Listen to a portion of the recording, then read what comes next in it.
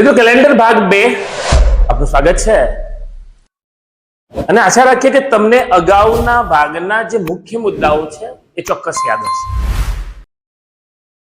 મતલબ કે સામાન્ય વર્ષના કુલ દિવસો 365, લીપ યરના કુલ દિવસો 366,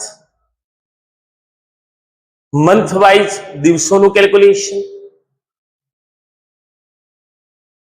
આપેલ કોઈ વર્ષ છે એ વર્ષને 4 વડે નિશેષ ભાગી શકાય તો એ વર્ષ લીપ યર હશે। મતલબ કે એના ફેબ્રુઆરી માસના 29 દિવસ। આપેલ વર્ષને 4 વડે નિશેષ ન ભાગી શકાય તો એ લીપ યર નથી। મીન્સ કે એ વર્ષના ફેબ્રુઆરી માસના 28 દિવસ, કુલ દિવસો 365। એક મહત્વનો ટોપિક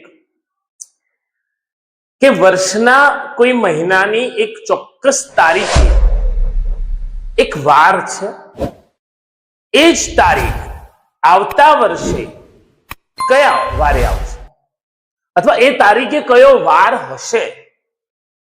તો એક સામાન્ય સમજૂતી, જો એ વર્ષ લીપ યર નથી તો એનાથી એક દિવસ અગાઉનો વાર, મતલબ કે જો મંગળવાર હશે તો બુધવાર આવશે। બીજો ટોપિક કે એ વર્ષ લીપ યર હોય તો એ જ તારીખનો જે વાર છે તો એ જ તારીખ આવતા વર્ષે આવશે ત્યારે કયો વાર હશે તો આપણે 2 ઉમેરીશું।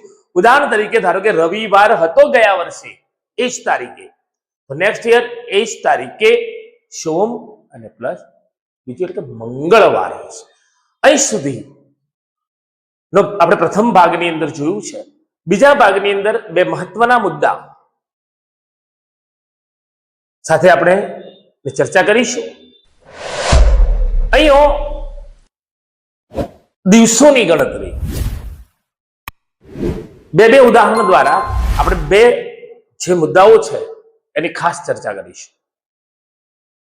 જો એક એક્ઝામ્પલ લઈએ, પ્રથમ જો આજે શનિવાર છે તો 87 દિવસ પછી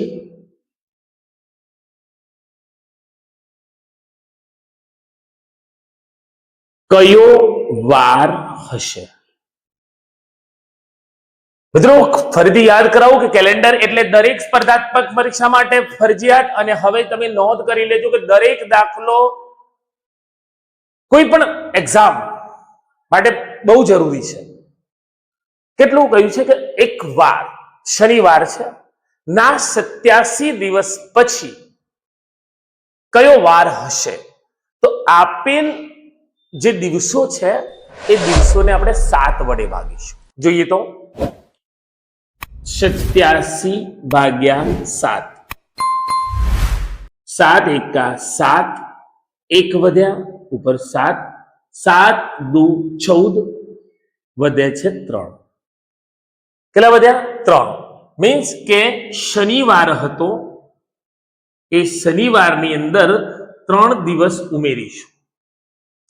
શનિવાર હતો એમાં 3, કારણ કે 7 વડે ભાગવાથી એમ કે 12 અઠવાડિયા એમાંથી નીકળી જાય છે, પણ શેષ કેટલી વધે છે તો 3 વધે છે, અને શેષ વધે છે એ દિવસો એ પ્રમાણે ક્રમશઃ વધતા રહેશે। 3 દિવસ ઉમેરવાના છે આપેલા વારની અંદર। આપેલો વાર છે શનિવાર, 3 દિવસ ઉમેરીશ તો રવિવાર, સોમવાર અને છેલ્લે મંગળવાર। મતલબ કે જો આજે શનિવાર હશે તો 87 દિવસ પછી મંગળવાર હશે। ત્યારબાદ જો આજે સોમવાર છે તો 233 દિવસ પછી કયો વાર હશે। 233 દિવસ પછી કયો વાર? અગાઉ આપણે એક ઉદાહરણ જોયું જ છે, તમારું કેલ્ક્યુલેશન ચાલુ જ થઈ ગયું છે કે 233 ભાગ્યા 7, 7 તરી 21 વધે છે 2. ફરીથી એકવાર 7 તરી 21 વધે છે 2. એટલે કે 207 તરી 21 વધ્યા છે 2. 3 નીચે ઉતારીશું. ફરીથી એકવાર 7 તરી 21 વધે છે. એટલે કે આપેલ દિવસ વાર એમાં આપણે કેટલા દિવસ? તો 2 દિવસ ઉમેરવાના છે. આપેલ વાર કયો છે? સોમવાર. તો સોમવાર પછી 2 દિવસ ઉમેરીશું. સોમ પછી મંગળ અને પછી આવે છે બુધવાર. એટલે કે જો આજે સોમવાર છે તો 233 દિવસ પછી 233 દિવસ પછી બુધવાર હશે. મેં અગાઉ કહ્યું પ્રમાણે ફરજિયાત પૂછાતો આ એક રીતનો દાખલો. નેક્સ્ટ, આપણને કોઈ મહિનાની તારીખ આપી છે એક વર્ષ પ્રમાણે, અને એ જ મહિનાની અંદર એ જ વર્ષની અંદર અગાઉના કોઈ મહિનાઓ જોઈએ. જો 23 જૂન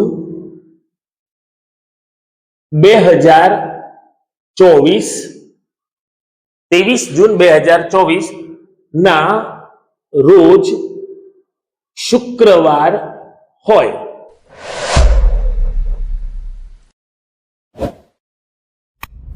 તો 9 નવેમ્બર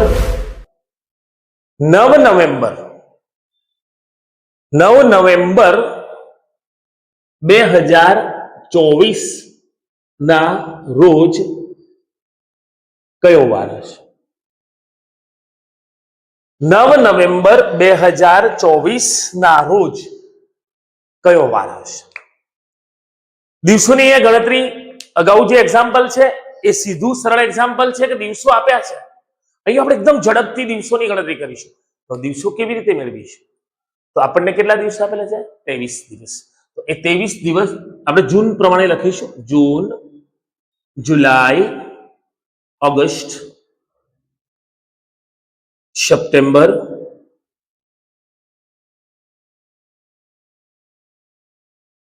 ઓક્ટોબર અને નવેમ્બર. જૂન માસના કેટલા દિવસ આપણે ગણતરીમાં લઈશું? તો જૂન માસના ટોટલ દિવસ 30, આપેલી તારીખ લઈશું 23, એમાંથી બાદ કરીશું. મતલબ કે જૂન માસના આપણે લઈશું 7 દિવસ, જુલાઈ 31 દિવસ, ઓગસ્ટ 31 દિવસ, સપ્ટેમ્બર 30 દિવસ, ઓક્ટોબર ફરીથી 31 દિવસ. જૂન માસના 7 દિવસ,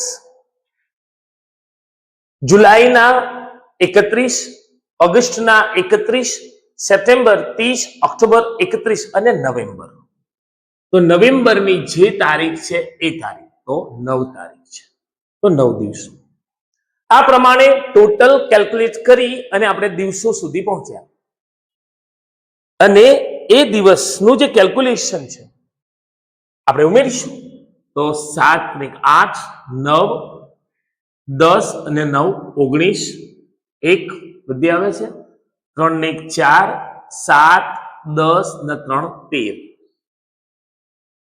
13, 139. મતલબ કે કુલ દિવસો બને છે 139, અને આ 139 ને 7 વડે જેમ અગાઉની ગણતરી તે પ્રમાણે અહીં આપણને એક તારીખ સાથે સમય કે વાર આપ્યો છે, જેને આપણે દિવસોની ગણતરી કરી, અને દિવસોની ગણતરી બાદ અગાઉની રીત પ્રમાણે આપણે એને 7 વડે, તો 7 એકા 7, 6 વધ્યા, ઉપરથી તારીખ 9, કેટલા વડે? 7 નવા 63.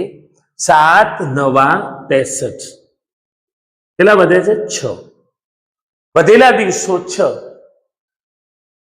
હવે 6 દિવસ ઉમેરો કે 1 દિવસ બાદ કરો એઝ યુ લાઈક. 6 દિવસ ઉમેરી અને એના નજીકના પાછળના દિવસે આપણે પહોંચીશું, અથવા 1 દિવસ બાદ કરી લો. કયો વાર હતો? તો શુક્રવાર. અને શુક્રવારની અંદર 6 દિવસ ઉમેરીએ, શનિ, રવિ, સોમ, મંગળ, બુધ અને ગુરુ. તો 6 દિવસ ઉમેરો છો કે 1 દિવસ બાદ કરો છો, ઇટ્સ યોર ચોઇસ. પણ સમજી લેવાય કે 6 દિવસ ઉમેરીએ ને 1 દિવસ બાદ કરી દઈએ, પાછળ જઈશું. મતલબ કે જો 23 જૂન 2024 ના રોજ શુક્રવાર હોય, 23 જૂન 2024 ના રોજ શુક્રવાર હોય, તો 9 નવેમ્બર 2024 ના રોજ ગુરુવાર છે, એવું આપણે એક બીજું એક્ઝામ્પલ લઈએ. આજ પ્રમાણે વાર કેલ્ક્યુલેશન માટે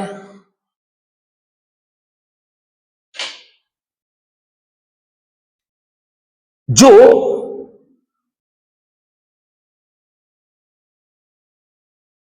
8 જાન્યુઆરી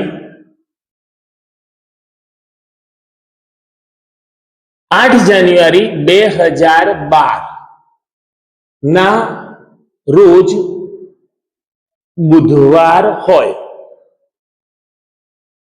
તો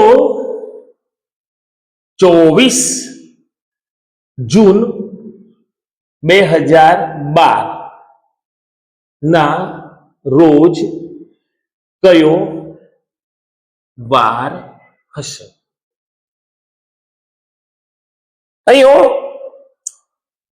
8 જાન્યુઆરી 2012 નું વર્ષ આપ્યું છે. મિત્રો, આ પ્રમાણે વર્ષ પર આપણી નજર હશે અને વર્ષ પર નજર ત્યાં હશે કે એ વર્ષના એ દિવસોની ગણતરીમાં ફેબ્રુઆરી તો નથી ને? તો હા, એ ફેબ્રુઆરી છે. તો શું કરીશું? પ્રથમ આપણે મહિનાઓના નામ લખીશું. જાન્યુઆરી, ફેબ્રુઆરી, માર્ચ, એપ્રિલ, મે અને જૂન.